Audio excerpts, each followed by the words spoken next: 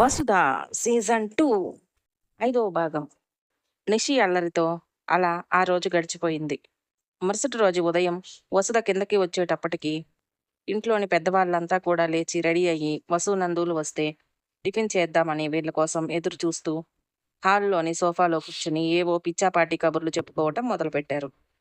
నందు దగ్గర నుంచి పారిపోయి కిందకి వచ్చిన వసుధ అందరూ హాల్లో కూర్చోవటంతో వాళ్ళని ఎలా ఫేస్ చేయాలో అర్థం కాక అక్కడే నిలబడింది. కోడలి ఇబ్బంది గమనించిన శాంతి గారు, రామ్మా వసుధ, అక్కడే ఆగిపోయామేం? పూజ గదిలో అన్నీ సిద్ధం చేసి పెట్టాం. నేను మీ పిన్ని ఇద్దరం కలిసి. నువ్వు వెళ్ళి దీపారాధన చేయమ్మా, ఇప్పటికే చాలా పొద్దెక్కింది అన్నారు నవ్వుతూ. అత్తగారి మాటలకు వసుధ సిగ్గుతో తలదించుకుని, అలాగే అత్తయ్య అంటూ పూజ గదికి వెళ్ళి భగవంతుని ఎదుట దీపం వెలిగించింది. నా జీవితంలోని సుఖ సంతోషాలన్నింటినీ శాశ్వతం చేయి తండ్రి. నా భర్త, పిల్లలు, నా అత్తమామలు ప్రతిక్షణం నాకు అండగా ఉంటూ నా నీడలా మారిన బాబాయ్ కుటుంబాన్ని అందరినీ చల్లగా చూడు స్వామి.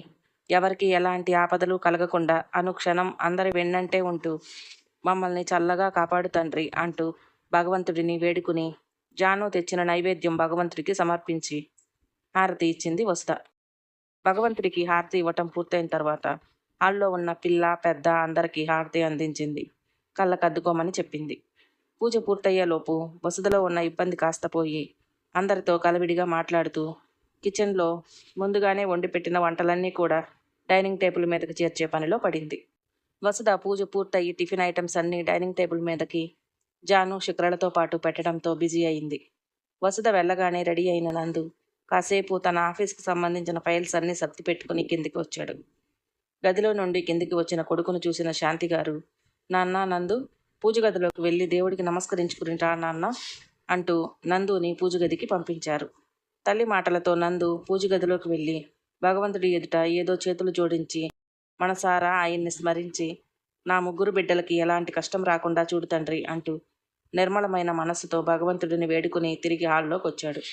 అప్పటికే టేబుల్ మీద అన్నీ సర్ది ఉండటంతో అందరూ టిఫిన్ చేయటానికి రండి అంటూ అక్కడి నుండే అరిచింది జాను. జాను అరుపులు వినగానే అందరూ పదండి, ఇప్పుడు కానీ మనం టిఫిన్కి వెళ్ళలేదంటే అది మళ్ళీ అరిచే అరుపులకి వీధిలో వాళ్ళంతా కూడా ఇంట్లోకి వస్తారు అన్నారు లక్ష్మి గారు నవ్వుతూ. అవును లక్ష్మి, నీ కోడలు అంతటి గట్టికిరాలే అన్నారు గోపాల్ గారు కూడా నవ్వుతూ. లక్ష్మి గారి మాటలు విన్న శాంతి గారు, ఊరుకోవదినా, నా కూతురు ఏం మరీ అంత గయ్యాలి కాదులే, పదండి వెళ్ళి టిఫిన్ చేద్దాం. అమ్మా నిషి, తమ్ముళ్ళిద్దరిని పిలుచుకురామ్మా అంటూ పిల్లలను కూడా టిఫిన్ చేయడానికి పిలిచి అందరితో పాటు డైనింగ్ టేబుల్ వద్దకు వెళ్ళారు శాంతి గారు. శాంతి గారి మాటలు విన్న నిషి, అలాగే నానమ్మ, నేను తమ్ముళ్ళని తీసుకొని వచ్చేస్తాను, మీరు వెళ్ళండి అంటూ ఇంటి ముందు నిహిత్ని ఆడిస్తున్న నిశాంత్ దగ్గరికి వెళ్ళి, రే చిన్ను, కన్నా, ఇంట్లో టిఫిన్ చేయడానికి పిలుస్తున్నారు రండిరా అంటూ తమ్ముళ్ళతో కలిసి లోపలికి వెళ్ళి డైనింగ్ టేబుల్ దగ్గర సెటిల్ అయ్యారు ముగ్గురు. అప్పటికే రుద్రవాసు ఇద్దరు కూడా ఆఫీస్కి రెడీ అయిపోయి ఉండటంతో వాళ్ళు కూడా డైనింగ్ టేబుల్ వద్దకు వచ్చారు టిఫిన్ చేయటానికి.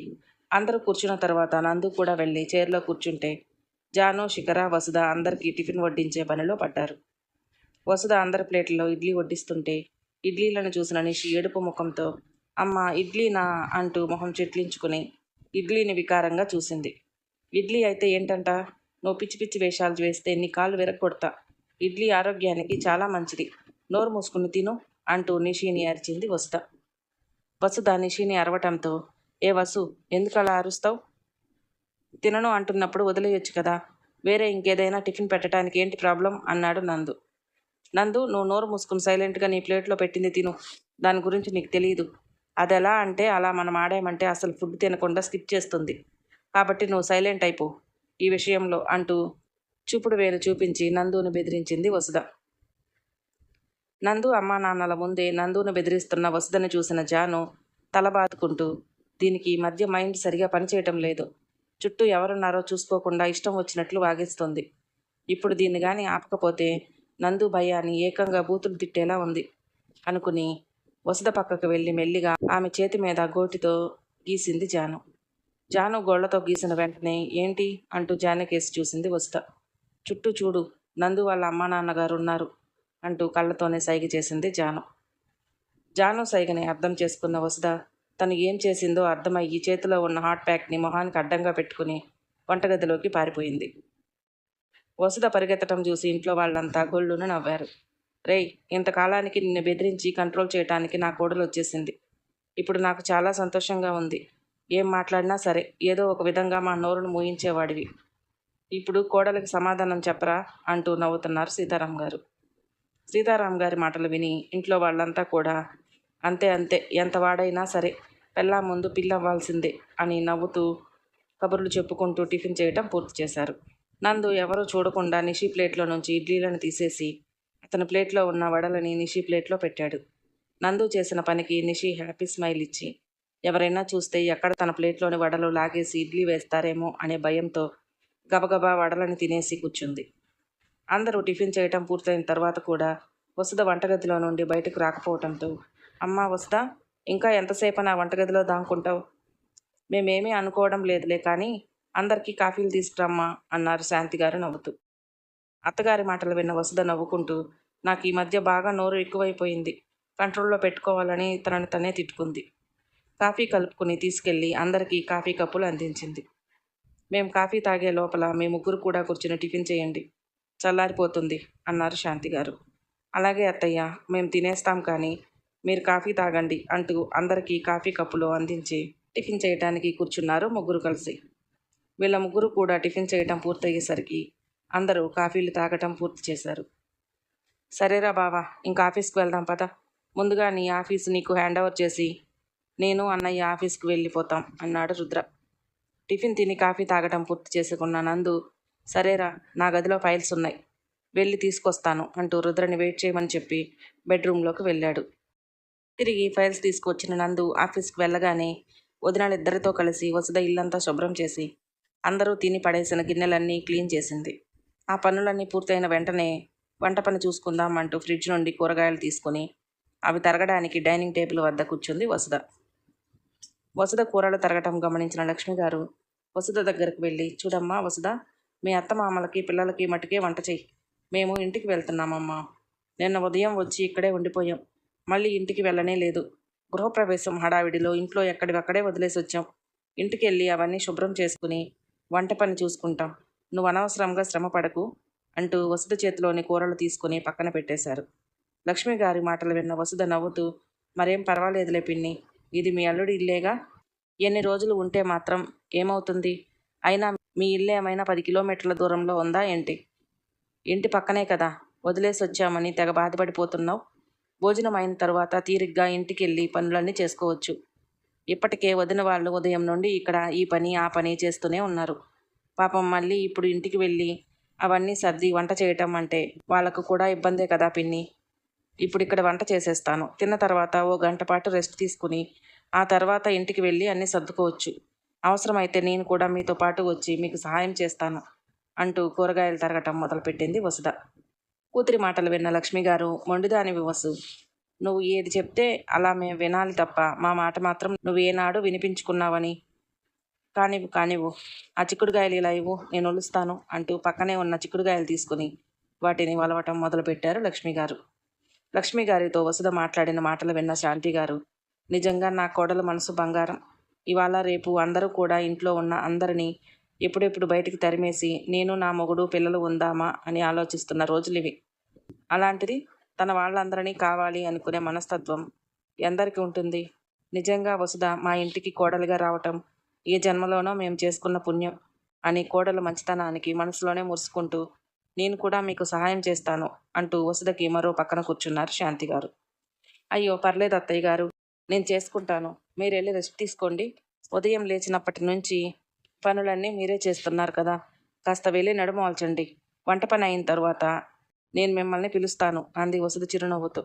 పర్వాలేదమ్మా, నాకు అంతగా అలసట ఏమీ లేదు. భోజనాలు అయిన తర్వాత నడుమోలుస్తానులే. ఆ ఉల్లిపాయలు ఇలా ఇవ్వు, నేను తరుగుతాను అన్నారు శాంతి గారు. పర్లేదు అత్తయ్య, మీరు ఖాళీగా కూర్చుని కబుర్లు చెప్పండి, నేను తరిగేస్తాను అంటూ ఉల్లిపాయలు కట్ చేయటం మొదలుపెట్టింది వసుధ. ఉల్లిపాయలు తరగడం మొదలుపెట్టగానే వసుధ కళ్ళలో నుంచి ముక్కులో నుంచి నీళ్లు కారసాగాయి. చీర చెంగుతో కళ్ళు ముక్కలు తుడుచుకుంటూ అలాగే ఉల్లిపాయలు తరుగుతున్న వసుధని హాల్లో కూర్చుని బొమ్మలతో ఆడుకుంటున్న నిహిత్ చూశాడు.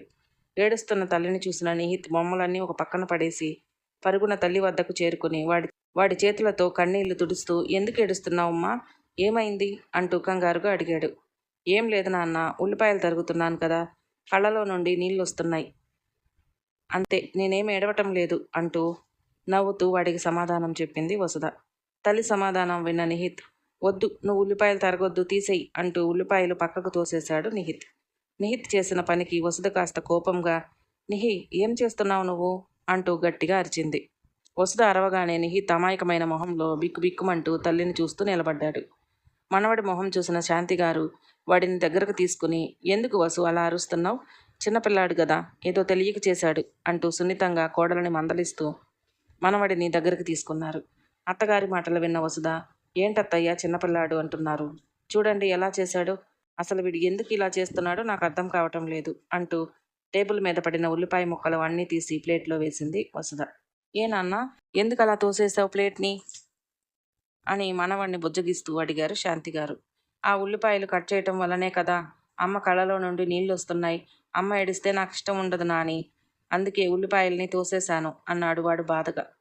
తల్లి ఏడుపు చూసి తట్టుకోలేక వాడు అలా చేశాడని అర్థం చేసుకున్న శాంతిగారు, బంగారానివిరా నువ్వు, అమ్మంటే అంత ప్రేమ నీకు అంటూ మనవణ్ణి ముద్దులతో ముంచేశారు శాంతిగారు.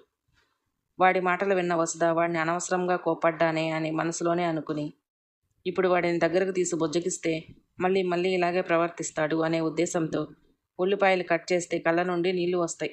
అంత మాత్రానికే ఇలా చేయాలి? మీకోసం వంట చేయాలంటే ఉల్లిపాయలు కట్ చేయాలి కదా. ఇంకోసారి ఎప్పుడు ఇలా చేయొద్దు. వెళ్ళి ఆడుకోపు అంటూ కొడుకుని కాస్త గట్టిగానే చెప్పింది. తల్లి మాటలు విన్నవాడు కాస్త భయంగా, అలాగే అమ్మ అంటూ అక్కడి నుండి హాల్లోకి వెళ్ళి కూర్చుని తాతలిద్దరితో కబుర్లు మొదలుపెట్టాడు.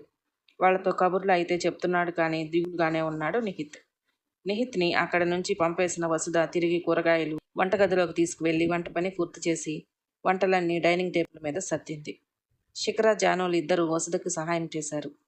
వంట పూర్తయ్యేప్పటికీ మధ్యాహ్నం భోజనం సమయం కూడా అవటంతో అందరినీ భోజనానికి పిలిచి భోజనం వడ్డించి వాళ్ళు భోజనం చేయటం పూర్తయిన తర్వాత వెళ్ళి కాసేపు పడుకోమని పెద్దవాళ్ళని గదిలోకి పంపించేసి వదినలతో పాటు తను కూడా భోంచేసి అక్కడి నుండి అన్ని క్లీన్ చేసి కాసేపు ముగ్గురు కబుర్లలో పడ్డారు. రెస్ట్ తీసుకోవటానికి వెళ్ళిన పెద్దవాళ్ళు మళ్ళీ మేల్కొని బయటకు వచ్చేసరికి దాదాపు సమయం 4 కావచ్చింది. వాళ్ళు లేచి బయటకు రాగానే, కూర్చోండి, నేను వెళ్ళి టీ పెట్టి తీసుకొస్తాను అంటూ వంటగదిలోకి వెళ్ళి అందరికీ టీ తీసుకొచ్చింది వసుధ. వసుధ అందించిన టీ తాగిన లక్ష్మి గారు, ఇక మేము ఇంటికి వెళ్ళి ఇంట్లో పని అంతా చూసుకుంటాం తల్లి అన్నారు. సరే వెళ్ళండి పిన్ని, వెళ్ళి మీ పని మీరు చూసుకోండి. కాకపోతే రాత్రి భోజనం నేను ఇక్కడే ప్రిపేర్ చేస్తాను. అన్నీ సర్దుకొని అలసిపోతారు కదా అంది చిరునవ్వుతూ. మళ్ళీ నీకెందుకమ్మా శ్రమ, వంట పని జాను, శిఖర ఇద్దరూ చూసుకుంటారులే. ఇక్కడైతే నువ్వు ఒక్కదానివేగా అన్నారు లక్ష్మి గారు. మీరు ఇంకేం మాట్లాడొద్దు పిన్ని, రాత్రి భోజనం ఇక్కడే చేస్తున్నారు, అంతే, వెళ్ళండి అంటూ వాళ్ళకి మాట్లాడే అవకాశం ఇవ్వకుండా వాళ్ళని పంపేసింది వసుధ. తల్లి తనపై అలిచినప్పటి నుంచి దిగులుగానే కూర్చుని ఉన్నాడు. కానీ వసుధ మాత్రం దగ్గరకు తీసుకోలేదు. వసుధ వాణ్ణి గమనిస్తూనే ఆ పని ఈ పని చేసుకుంటూ తన పనిలో మునిగిపోయింది వసుధ. తల్లి తనని పట్టించుకోవటం లేదనే బాధతో అక్క, అన్న ఏమైందని ఎన్ని విధాలుగా అడిగినా పెదవి విప్పటం లేదు నిహిత్. ఇలా కాదు అనుకుని నిషి, నిశాంత్ ఇద్దరూ శాంతిగారి దగ్గరకు వెళ్ళి, ఏమైంది నాని, తమ్ముడు ఎందుకు అలా ఉన్నాడు అంటూ ఆమెను అడిగారు. దానికి ఆవిడ మధ్యాహ్నం జరిగిన విషయం అంతా చెప్పటంతో వాడి బాధకి కారణం అర్థమైన నిశాంత్ తప్పు చేస్తే తల్లి ఎలా పనిష్ చేస్తుందో తెలిసిందే కావటంతో నందు కోసం ఎదురు చూస్తూ కూర్చున్నారు. ఆఫీస్కి వెళ్ళిన నందు ఆఫీస్ వ్యవహారాలన్నీ దగ్గరుండి వాసు, రుద్రలు చెప్తుంటే చెక్ చేసుకున్నాడు. పాత ఆఫీసులో నుండి దాదాపు 50% ఇక్కడికి షిఫ్ట్ అవ్వటం వల్ల నందుకు పెద్దగా ఇబ్బంది అనిపించలేదు. నందు అంతా ఓకే అనుకున్న తరువాత రుద్ర, వాసులు ఇద్దరూ వాళ్ళ ఆఫీస్కి వెళ్ళిపోయారు. సాయంత్రం వరకు ఆఫీస్ పనిలో మునిగిపోయిన నందు వసుధ లంచ్ టైంలో ఫోన్ చేసింది కూడా గమనించుకోలేదు. సాయంత్రం 6 అవుతుండగా నిషి ఫోన్ చేసి, నందు, మమ్మల్ని బయటికి తీసుకెళ్తారా అన్నావు కదా, ఇంకా రాలేదేంటి? మేం రెడీ, నీకోసం వెయిట్ చేస్తున్నాం అంది.